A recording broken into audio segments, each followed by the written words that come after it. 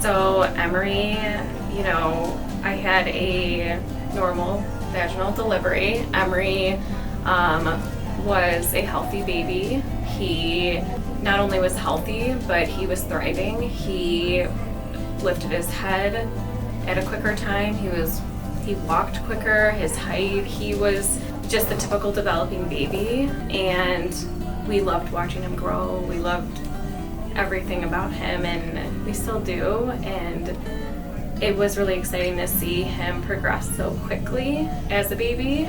He was talking at the normal time. He was saying mom, kite, in his normal vocabulary. Unfortunately, Emory's story it's a little complex. When Emory was a baby, I was a young mom, obviously, and didn't have a lot of resources back in 2016. So we had gotten his vaccinations just as the pediatrician had told us to, and within hours of getting those vaccinations done, he spiked a fever, and that fever would not go away. I did the things the doctor told me, Tylenol, things like that, and day 3 of the fever, I called the doctor. Day 5 of the fever, and it's normal. Day 7, I had enough. His fever had gotten to 103. I rushed him to the pediatrician, and they looked like they were in shock. Like, at that point, they rushed him to the ER. They treated him there for about a week. They were saying he had pneumonia all of a sudden. After that whole traumatic experience he went through, we took him home, and within a week, I saw a decline of my child.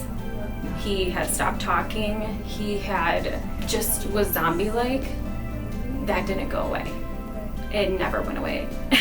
So I reached out to whoever I could to try to understand why my son stopped being my son.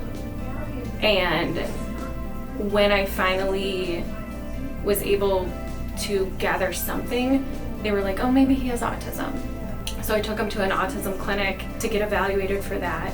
And within 3 months, they were like, yeah, your son has autism.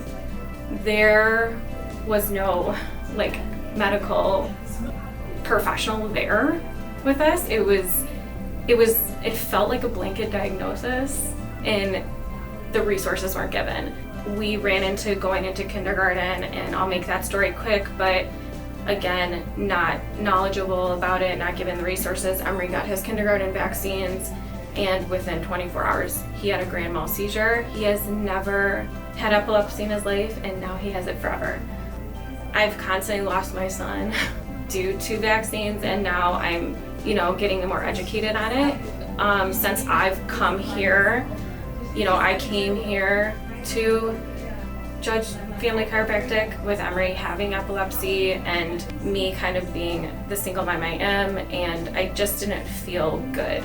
And growing up as a chiropractic kid, my dad's practice is so far away, but I just wanted to reiterate the things that I had known since I was a child and learned, and go back to a holistic way of caring for me and my son.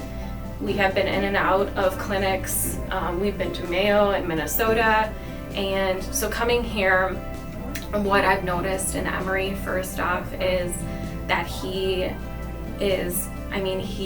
just so happy. He loves coming here. He loves getting his adjustments. He doesn't wet the bed anymore.